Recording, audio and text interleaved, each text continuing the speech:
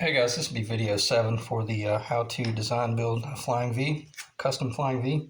And I'll just do a little bit of an update as to the progress. Got all the binding on it and got the binding pretty much, it's probably pretty close to finished. And then got the back rounded over. And I'll just go ahead and knock this out so I can just get these parts off the table. When you're, well, let me talk about the binding. I'll just dive right in. After you do your binding, uh, you the binding will be proud by ever so a small amount. You don't want to try to go right to the finish line because you want to have the ability to come in with the razor blade and kind of work up real close to your target, but make sure that certain that you don't get any ripple, because there at the last you're kind of letting the razor blade ride along the top of your surface in order to make certain that you keep your binding nice and straight. And if you get it off a little bit, man, it'll show, especially on a flying V, because everything about it is such a straight line. The sight line is very revealing. So anyway, after you get your binding in, and then you get it down level, because you have to get it down level with the surface, so you can then come in with this round over bit, which is a 1/16 of an inch round over, and then you just make one clean pass around the whole thing. And you want to make certain that once you get up here that you come straight off, don't let it round over. Or you'll be patching the binding, which is really not that hard to do. That binding, you can melt it together with acetone and a Stewart McDonald glue. This is Bindall. I've tried other things, but this is incredible. It's worth the money. And it just is so there, take that to heart. I really have. I've tried a lot of different glues, and that's about the only thing I can work with.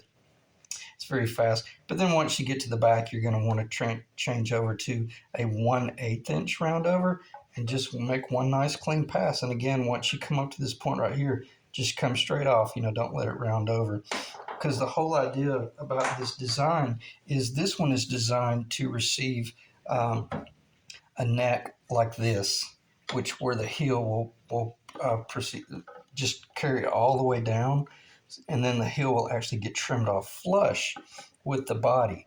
And then from a physical standpoint, it kind of complements. Let me get behind the camera. Oh, this is kind of tricky. I think that's showing. I'm so close to the camera, my eyes won't focus. I think that's showing. It should be showing. Basically, what you're trying to do here is just kind of complement the vintage, the Korina or Limbo, whatever they're called, the late 50s design, because that design, in all actuality, the body carries on up about another, probably close to 3/4 of an inch, and then everything gets shaped and rounded over. But the tricky thing about my wood, my board was only about 1/8 of an inch longer than that dimension right there. So by the time I cut my board, I didn't have enough for that type design anyway. It didn't matter though, because I was planning on doing a heel. So and would you have to bring the heel all the way down flush? You wouldn't. You could stop the heel at about the Les Paul distance, which is, I got to tell you, it really does look good, but it doesn't look as good as bringing it all the way down and flushing it out and then blending everything in, especially if you're painting like one single color. If it were under mahogany and a mahogany neck, that might be kind of cool, because it would be in keeping with the Les Paul design. But I think this being paint grade, it looks better to just carry that down and therefore carry the two together. And when I always epoxy these necks in, that way it ends up being like a through body design. So when you do that, what little bit of epoxy squeeze out you have, it ends up filling up any gaps. And once you sand it and shape it, it's just beautiful. So anyway, it turned out really good. I'm very happy with it. The tap tone, I'll do a tap tone briefly. Just I kind of want to do a tap tone just so that I can keep a record of it. So if you got earbuds in, maybe pull them out or drop your volume, because I need to monitor this as it changes as I do additional things, because I want to see what happens once it progresses from raw wood to the laminated top than to the nitrocellulose lacquer black on the back. So, all right, 3, 2, 1. I'm going to turn the guitar exactly how I've always held it. That way I'll be as true to the original as possible. All right, here we go.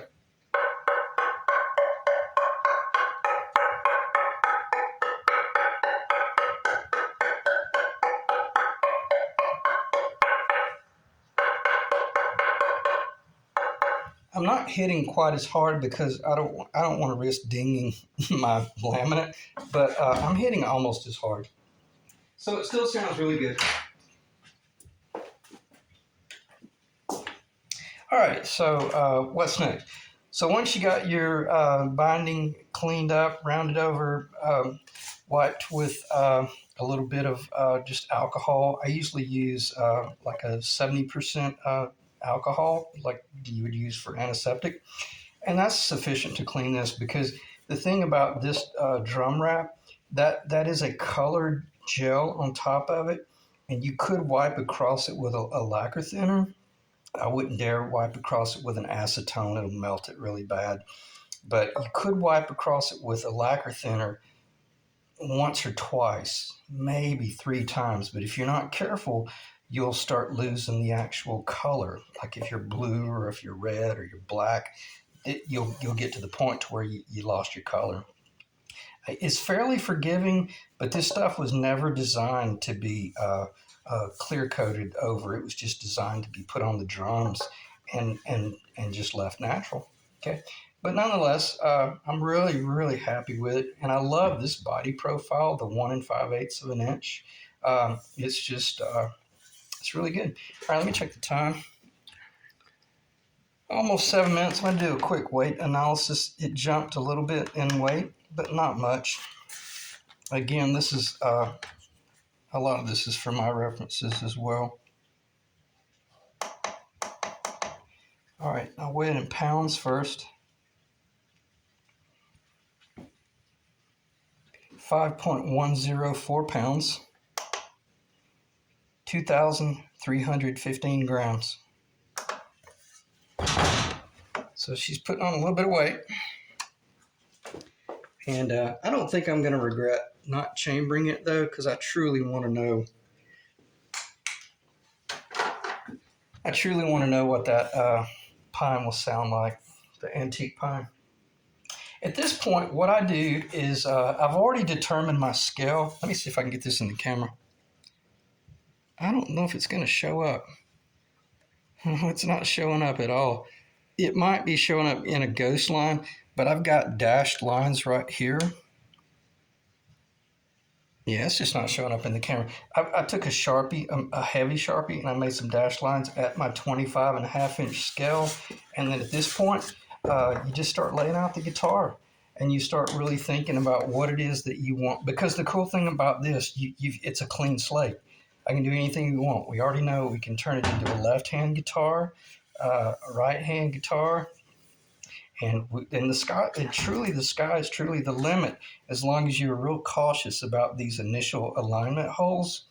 And I left it open enough that if I so choose, I could come in and do. I won't talk about too much about fret location, but just keep in mind every time I'm talking about something going on down here, I'm talking about it joining the body at the 18th fret. So, and with these points right here, this represents the bridge location on my Stewmac templates. This is a P90 route. So if I wanted, basically I can take my black dashed lines that I made, and I can take my Stuart McDonald template, and I can lay it up there and ask myself, do I like the idea of possibly doing P90s? And it'd be cool. I mean, it would be incredible. Imagine some black P90s against the red, okay. So I'm hovering over my 25 mark, and I notice that right here, I still see my pin location. So I didn't, in other words, I didn't screw it up and not allow myself to possibly do a P90. So if I want, I could list this body for sale just like it is and tell the client, hey, you buy this body, sky's the limit. You want 2 P90s? on a 25.5 inch scale or a 25-inch scale or even a traditional, see, I could push up way up here and go to the traditional um, flying V with mounting at the 19th fret. Is that, you see what I'm saying? I moved back up about an inch. So, and I'm still able to route out that location where those pins were.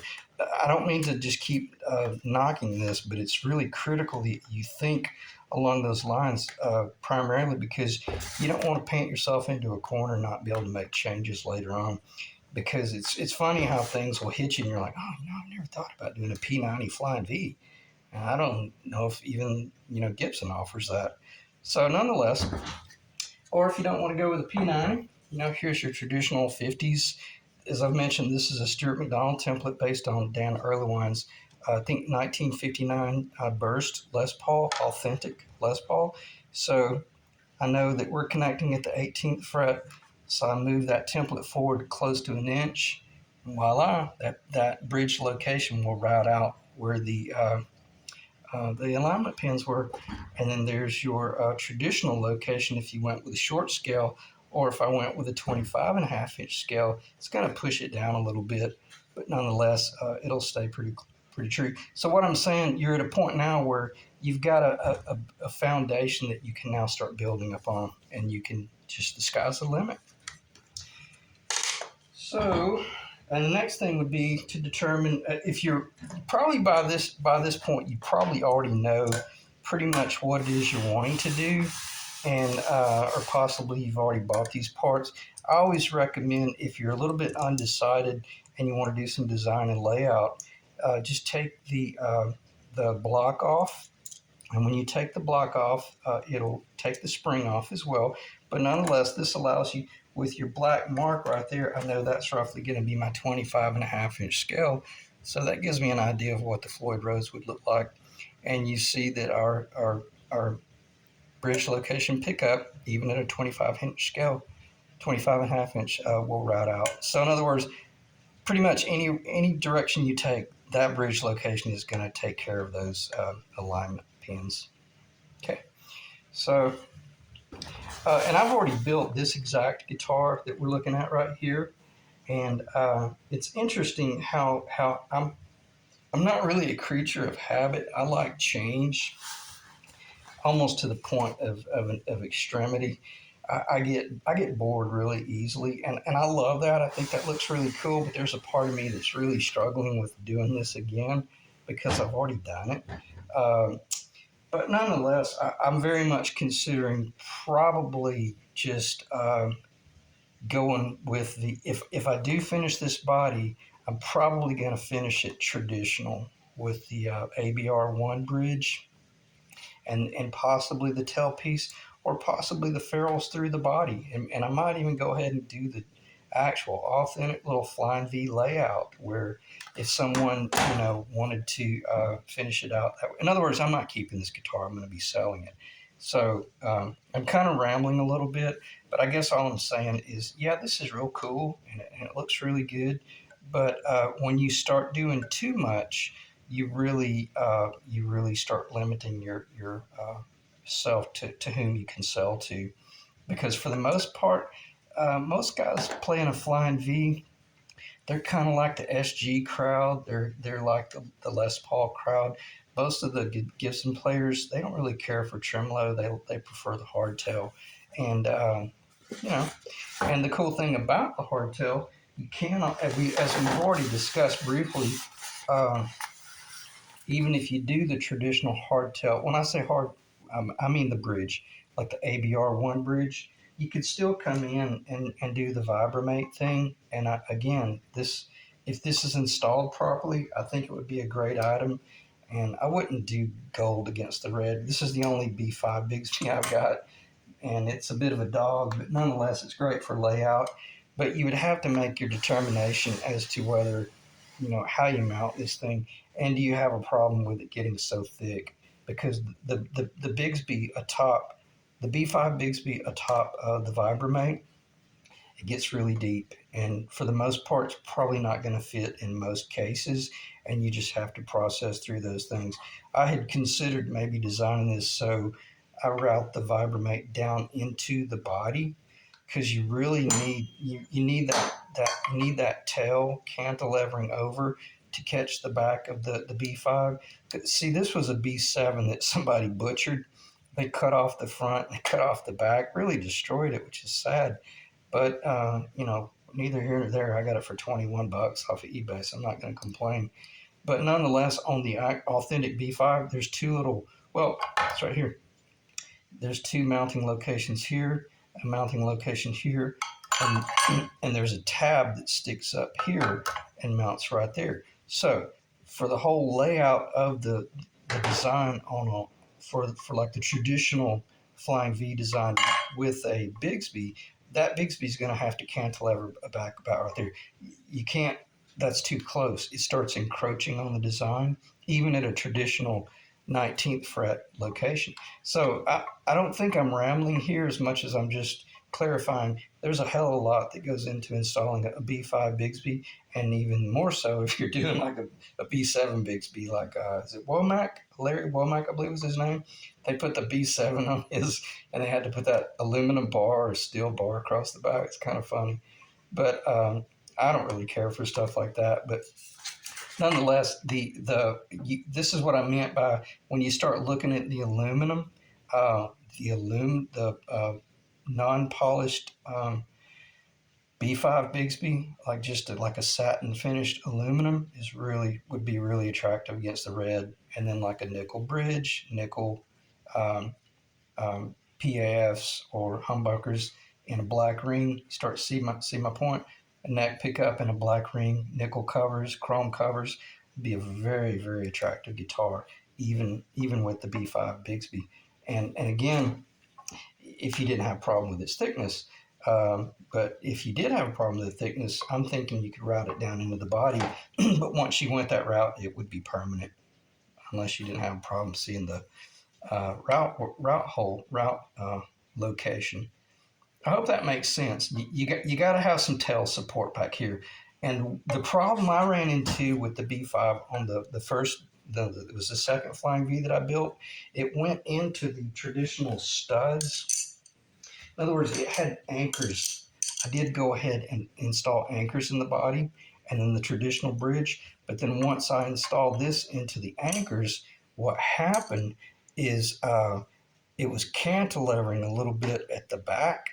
And when you would push down on the Bigsby, because your fulcrum, I guess, pivot point or compression point or your pressing point is right there behind that center, it forced the Vibramate to want to tip down a little bit, ever so slightly. So as you were decreasing the tension on the strings, you were offsetting it by increasing the tension when it went back down. So when I would go in to do my Bigsby work, it was only about 40% effective, and I was really having to work it hard to get it to work, and I had it just as tight as you could get up here, and it was still moving, primarily probably because the bottom of this is like a ball joint. It actually, it's almost like it should have been a square bottom. It would have given it more support. But nonetheless, I spent a little bit more time than I wanted to talking about that. But the Bigsby is cool in its own right on the guitar if you wanted to stay with the ABR1 type bridge and not do all the mass route work. One of the main reasons why I'm not wanting to do the Floyd is because I so want to hear what this pine will sound like, and you have to keep in mind this is just it would probably be impossible to achieve it if you route out the swimming pool.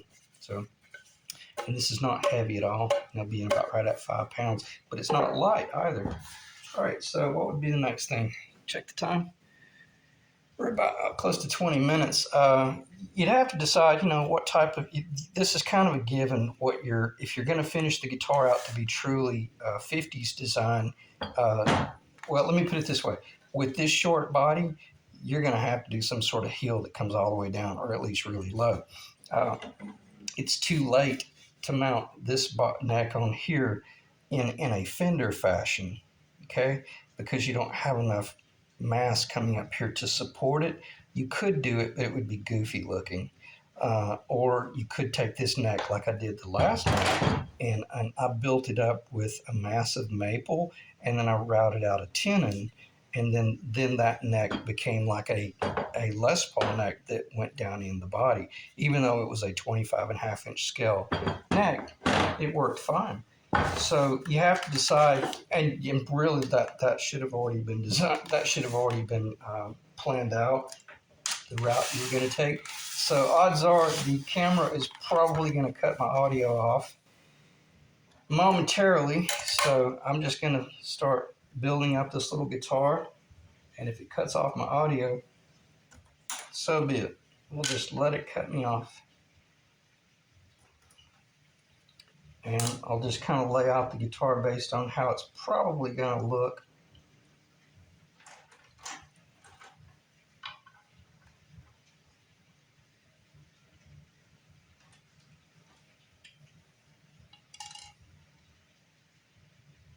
And a lot of these locations are very much historically, not really historically accurate, but historically inspired. Like I know that when I was looking at the vintage 50s, that three-way is roughly right below the bridge. It's a little bit ahead of the bridge. And then I think, yeah, this is more of the design right here. And that was pretty darn close to the traditional design.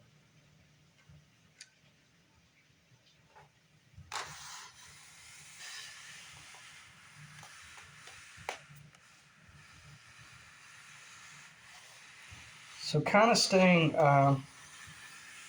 very much complementary of the historical design, but nonetheless, if you were to go with the Floyd Rose, it's pretty cool looking, and I like the Floyd. If you can get around the whole setup issue with it, and then you might come in with the way I designed my control cavity. If you needed to do a DPD T switch, you got room. You could do DPD. You could do roughly two DPD T switches right there, and then you can decide whether or not you want to put your jack location right there. I've got my design where my actual jack location is right here, and it's incredible because it allows you to plug in and then run the guitar cable between the strap. So kind of like a locking mechanism. And also, like if you're running a wireless system, it's really efficient as well. So anyway, check the time. It's probably already cut me off, but if not, I appreciate you guys staying in the ring